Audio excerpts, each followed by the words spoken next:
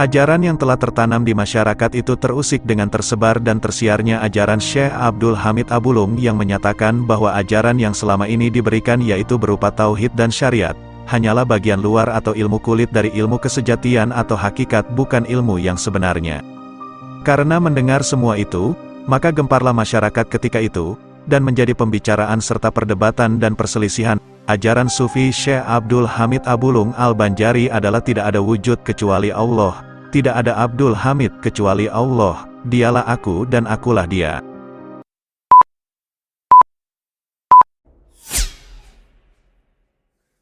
Syekh Abdul Hamid Abulung Al-Banjari atau lebih dikenal dengan Datu Abulung adalah salah satu ulama Banjar yang berpengaruh pada masanya.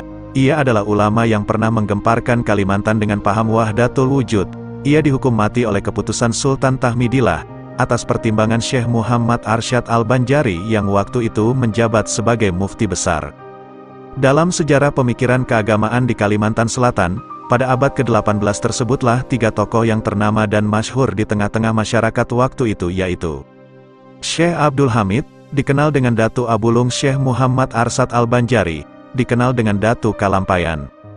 Syekh Muhammad Nafis bin Idris bin Al-Husain, dikenal dengan Datu Nafis. Pada masa pemerintahan Sultan Tahilullah, Syekh Abdul Hamid Muda dan Syekh Muhammad Arsyad Al-Banjari keduanya sama-sama diberangkatkan ke Makkah Al-Mukarramah untuk menuntut ilmu agama. Tidak diketahui dengan jelas berapa lama, kepada siapa saja dan ilmu apa saja yang beliau pelajari di tanah suci Makkah Al-Mukarramah. Saat kepulangan dari menuntut ilmu pun tidak diketahui pula kapan waktunya. Sepulang dari menuntut ilmu di tanah suci Makkah, Syekh Abdul Hamid Abulung mulai mengajarkan ilmu-ilmu yang sudah didapatnya dari guru-guru beliau di tanah suci Makkah Mukarramah. Sampai sekarang belum ditemukan ahli sejarah yang menulis atau mencatat dengan jelas tentang riwayat hidup Syekh Abdul Hamid Abulung atau yang dikenal juga dengan sebutan Datu Abulung. Diberi gelar dengan Datu Abulung karena ia tinggal dan dimakamkan di desa Abulung, Martapura. Namun, cerita yang didapatkan tentang hal ihwal beliau ini hanya melalui penuturan atau cerita dari beberapa tokoh masyarakat yang didengar dari guru-guru atau orang-orang tua yang menceritakannya kembali secara turun-temurun. Tidak ada catatan ataupun cerita yang jelas tentang asal-usul Syekh Abdul Hamid, baik tentang tempat maupun tahun kelahiran. Silsilah keturunan, baik dari pihak bapak maupun ibu, keturunan, tempatnya dibesarkan, tempat tinggal dan tempat majelis pengajiannya, guru-guru dalam menuntut ilmu, kitab-kitab yang dipelajari maupun yang diajarkan serta murid-murid yang pernah menimba ilmu kepadanya. Menurut salah satu hikayat yang diperoleh bahwa Abdul Hamid Abulung adalah orang Buana, seorang keturunan asli Banjar, namun tidak diketahui dengan jelas berasal dari kampung mana dan keturunan siapa. Hal ini disebabkan karena ia adalah orang yang berkelana.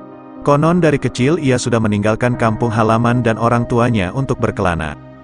Terhadap cerita masyhur dan tersebar di masyarakat sekarang bahwa Syekh Abdul Hamid Abulung adalah seorang yang mempunyai ilmu yang sangat tinggi di bidang ilmu tasawuf dan ilmu hakikat, sampai-sampai bagi orang awam yang belum menguasai tingkatan-tingkatan ilmu tauhid dan tasawuf akan kebingungan mendengar penuturan-penuturan yang disampaikan dan dikeluarkannya. Bahkan sampai ada yang mengatakan bahwa ia mengajarkan sekaligus menyebarkan satu paham yang menyesatkan. Padahal waktu itu masyarakat di sekitarnya masih lebih banyak yang awam daripada yang sudah banyak belajar tentang ilmu tasawuf dan ilmu hakikat. Di antara ilmu-ilmu yang diajarkan oleh beliau adalah ilmu tasawuf. Namun ilmu tasawuf yang diajarkan beliau kepada orang awam sangat berlainan fahamnya dari pelajaran ilmu tasawuf yang telah dikenal dan dipelajari masyarakat sebelumnya. Datu Abulung mengajarkan bahwa tiada yang maujud hanya dia, tiada yang maujud selainnya. Tiada aku melainkan dia. Dia adalah aku dan aku adalah dia. Dalam pelajaran Syekh Abdul Hamid Abulung juga diajarkan bahwa syariat yang diajarkan selama ini adalah kulit, belum sampai kepada isi, hakikat. Sedangkan pelajaran yang selama ini diyakini dan dipahami oleh masyarakat umum, yaitu, tiada yang berhak dan patut disembah hanya Allah. Allah adalah Halik dan selainnya adalah makhluk. Tiada sekutu baginya. Ajaran inilah yang dikatakan Datu Abulung hanya kulit, belum sampai kepada isi dan hakikat. Ajaran Datu Abulung itu merupakan hasil pengaruh dari ajaran Abu Yazid Al-Bustami, Husain bin Mansur Al-Halaj, yang kemudian memasuki Indonesia melalui Syekh Hamzah Fansuri dan Syekh Syamsuddin di Sumatera dan Syekh Siti Jenar di Pulau Jawa. Menurut cerita, Abdul Hamid setibanya di Tanah Haram tidak berkumpul bersama para talabah atau penuntut ilmu lainnya untuk menuntut ilmu kepada para syekh yang menetap atau yang sesekali berziarah dan berhaji di negeri itu. Namun ia berjalan dan terus berkelana serta mengembara untuk menemui pengajian-pengajian agama, majelis muzakarah, serta perkumpulan-perkumpulan orang. Dalam perjalanan itu, apabila bertemu dengan orang di suatu pengajian dan perkumpulan, ia akan bertanya kepada orang-orang tersebut, siapakah Tuhan Allah itu? Di manakah Tuhan Allah itu? Apa bedanya manusia dengan Tuhan Allah? Pertanyaan inilah yang selalu ditanyakan oleh Abdul Hamid kepada siapa saja yang ditemukannya dimanapun ia berada. Tidak ada catatan tentang guru-guru atau orang-orang yang pernah Abdul Hamid temui untuk belajar atau bertanya tentang berbagai masalah agama, terutama tentang ilmu tasawuf dan ilmu tauhid, berbeda dengan Muhammad Arsyad dan Muhammad Nafis yang dalam berbagai catatan ataupun riwayat yang menyatakan bahwa mereka pernah belajar kepada beberapa ulama yang terkenal pada masa itu, antara lain. Tidak diketahui dengan jelas berapa tahun Syekh Abdul Hamid tinggal di Tanah Haram untuk menuntut ilmu dan tidak diketahui pula tahun berapa ia kembali ke Tanah Banjar, karena kedatangannya ke kampungnya itu tidak melapor ke kerajaan yang dulu mengirimnya untuk menuntut ilmu ke Tanah Haram bersama Syekh Muhammad Arsyad. Pada masa pemerintahan Sultan Tahmidillah, pengajian keagamaan semakin marak. Hal ini dikarenakan banyaknya pengajian-pengajian secara umum di bidang keagamaan, namun kebanyakan para ulama saat mengadakan pengajian yang sifatnya lebih banyak menekankan pada ketauhidan dan kesyariatan. Kesemarakan ini juga disebabkan adanya Syekh Abdul Hamid Abulung yang juga membuka pengajian. Namun pengajian Syekh Abdul Hamid Abulung memberikan pengajian yang lebih menekankan pada tasawuf ketauhidan. Kebanyakan akidah masyarakat Banjar pada ketika itu adalah akidah Ahlus Sunnah wal Jamaah, seperti yang telah diajarkan dan ditanamkan oleh pengajar Islam kerajaan Banjar yang pertama yaitu Kiai Hatib Dayan. Akidah ini telah berurat berakar di dalam hati masyarakat Banjar. Namun keyakinan yang telah tertanam di masyarakat itu terusik dengan tersebar dan tersiarnya ajaran Syekh Abdul Hamid Abulung menyatakan bahwa ajaran yang selama ini diberikan yaitu berupa tauhid dan syariat hanyalah bagian luar atau ilmu kulit dari ilmu kesejatian atau hakikat, bukan ilmu yang sebenarnya. Demi mendengar semua itu maka gemparlah masyarakat ketika itu dan menjadi pembicaraan serta perbantahan dan perselisihan. Sebab mereka merasa bahwa ajaran tersebut sangat berbeda dan bertolak belakang dengan ajaran yang selama ini mereka terima yang disampaikan oleh para ulama dan para juru dakwah sejak zaman Kiai Hatib Dayan. Kegemparan masyarakat itu akhirnya sampai juga ke telinga Sultan Tahmidullah dan ia segera bertukar pendapat dengan para ulama pada saat itu. Untuk mengadakan penyelidikan dan mendengar langsung kabar tentang ajaran yang disampaikan oleh Syekh Abdul Hamid. Maka Sultan memerintahkan agar Syekh Abdul Hamid Abulung dipanggil dan dihadirkan ke istana. Kemudian Sultan mengutus 2 orang pegawai istana untuk menemui Syekh Abdul Hamid Abulung di rumahnya dan mengajaknya ke istana atas perintah Sultan. Sesampai di rumah Syekh Abdul Hamid Abulung, kedua utusan istana mengetuk pintu seraya memberi salam. "Assalamualaikum," ucap kedua utusan istana. "Waalaikumsalam," jawab Syekh Abdul Hamid, "mari masuk dan silakan duduk." Kata Syekh Abdul Hamid kepada kedua tamunya. "Terima kasih," jawab kedua utusan istana itu, sambil masuk dan duduk di hadapan Syekh Abdul Hamid. "Ada keperluan apa kalian datang ke rumahku ini?"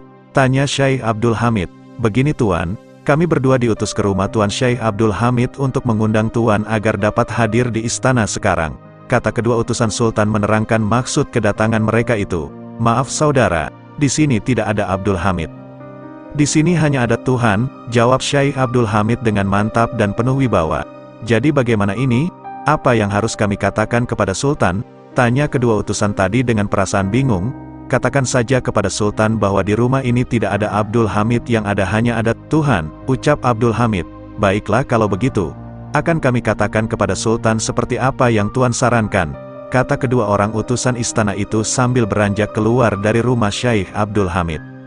Sesampai di istana, kedua orang utusan itu menyampaikan apa-apa yang mereka alami di rumah Syekh Abdul Hamid, dan mereka menyampaikan apa-apa yang dikatakannya bahwa Syekh Abdul Hamid tidak ada dan yang ada hanya Tuhan. Mendengar jawaban tersebut, maka Sultan memerintahkan kedua orang utusannya kembali untuk memanggil dan mengundang Tuhan, agar dapat berhadir ke istana. "Katakanlah kepadanya bahwa Tuhan dipanggil dan diundang ke istana oleh Sultan," perintah Sultan kepada kedua utusannya. Maka berangkat lagi kedua utusan istana itu ke rumah Syekh Abdul Hamid.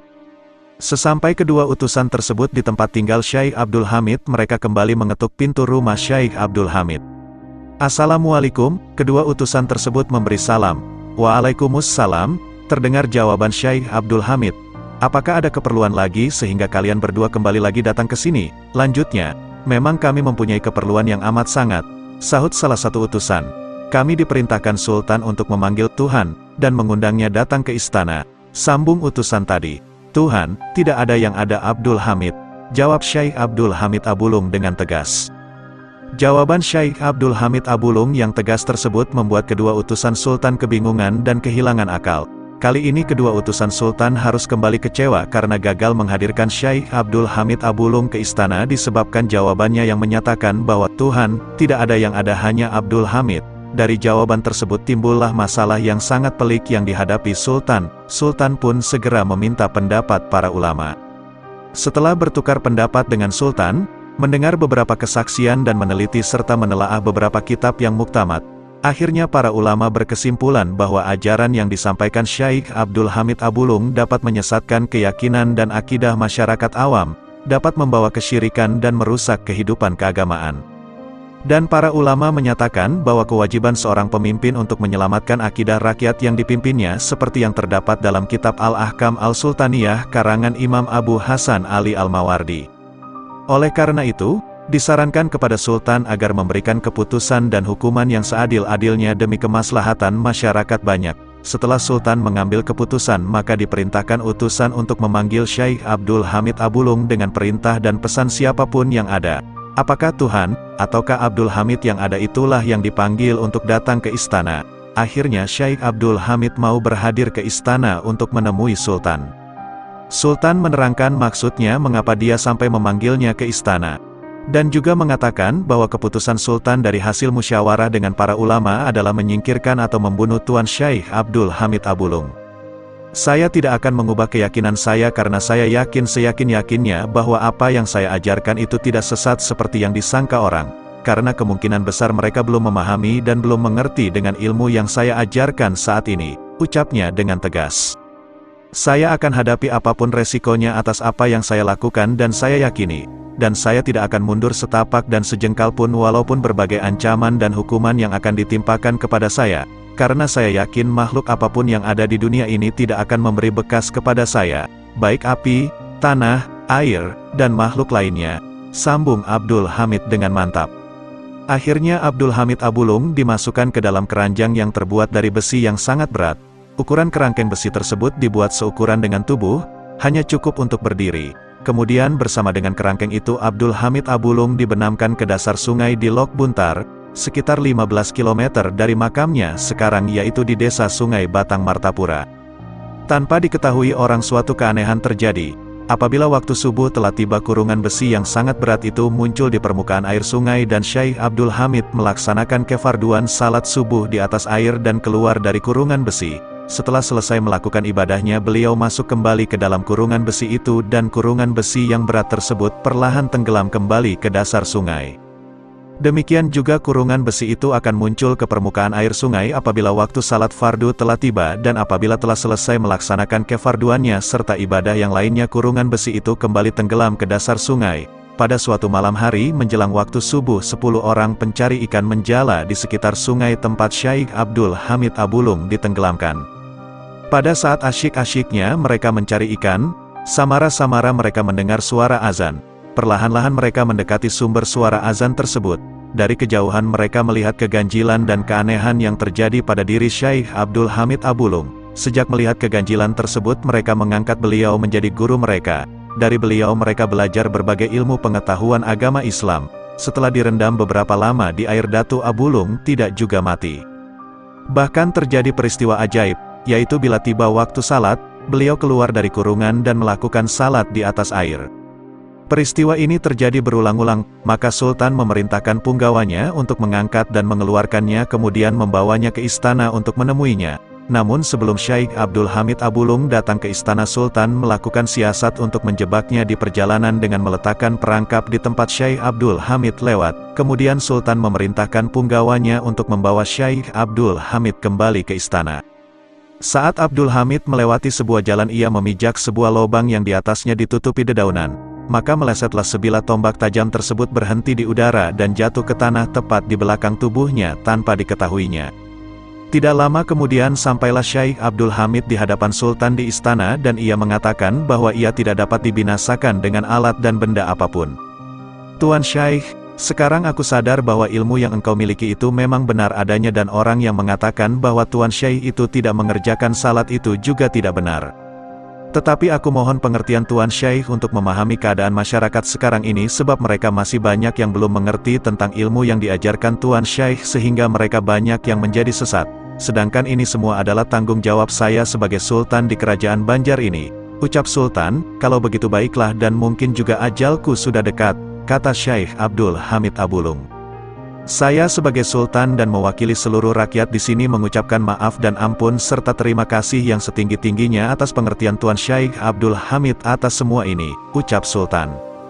Di hadapan Sultan, Datuk Abulung mengatakan bahwa beliau tidak dapat dibinasakan dengan alat apapun dan jika raja ingin membinasakannya haruslah dengan senjata yang berada di dinding rumah beliau dan menancapkan di dalam daerah lingkaran yang beliau tunjukkan di belikat beliau. Kemudian Sultan mendengarkan penjelasan Datuk Abulung, maka raja memerintahkan kepada ajudannya untuk mengambil senjata yang telah disebutkan Datuk Abulung.